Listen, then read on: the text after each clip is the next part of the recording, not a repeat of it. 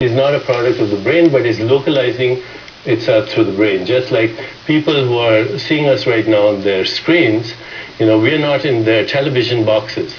We are coming through these airwaves and they are perceiving us, but if they open the box, they won't find Deepak or Jeff or anyone there.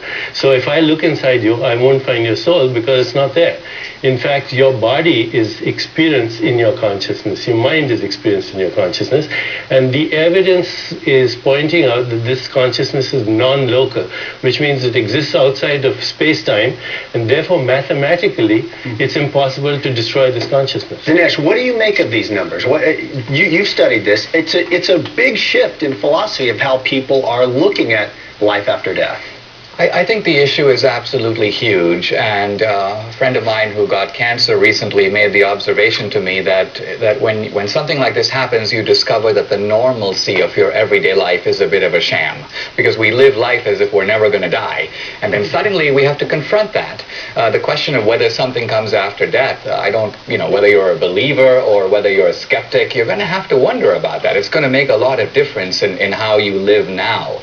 And I think what makes our time exciting and unique is that now there's actually some evidence about all this.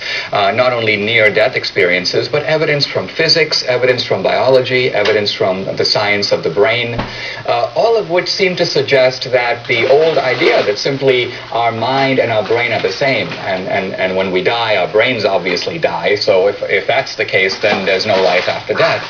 But there are new possibilities created by modern knowledge, and that's really what I think is exciting today. Sanjay, in medicine, you're experimenting with something, even here in New York, I think, with hypothermia, trying to cool the body down to expand the process of death.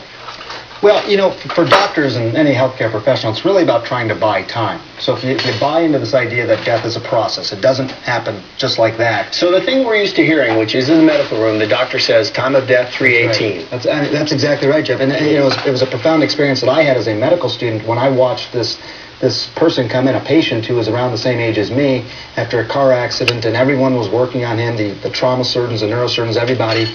And at some point, literally, someone said, okay, time of death 234. And I remember thinking, that's it? I mean, it just seems so arbitrary even back then. And I think in many ways, that's been the hunt for me. That's what I've been searching for. But with regard to hypothermia, it's this idea that, look, if your heart has failed, you have one of two things that you can do. You can either restart the heart to get oxygen through the body, or you can decrease the demand of the body for that oxygen. Hypothermia sort of decreases the demand and sort of lowers the set point a bit, buying doctors and healthcare team more time. And Deepak, if that's right, then it ties into what you believe, I think, which is that life and death is just, there is no beginning or end. It is this long continuum. Birth and death are space-time events in the continuum of life. So the opposite of life is not death. The opposite of death is birth, and the opposite of birth is death, and life is the continuum of birth and death, which goes on and on. And life is as he said, it's a process. It's one process. It's perception, cognition, emotions, moods, imagination, insight, intuition, creativity, choice-making. These are not the activities of your networks. You orchestrate these activities through your synaptic networks. But if I am asked you to imagine the color red or look at the color red, there's no red in your brain. There's just electrical firings.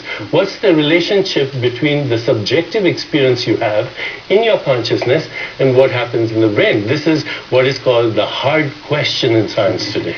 I'm a little lost right now, which is a good thing because we're going to come back and figure this out, but I'm fascinated by this topic. We may not be able to prove life after death, but the other question is, can we disprove it? A skeptic joins us with the other side.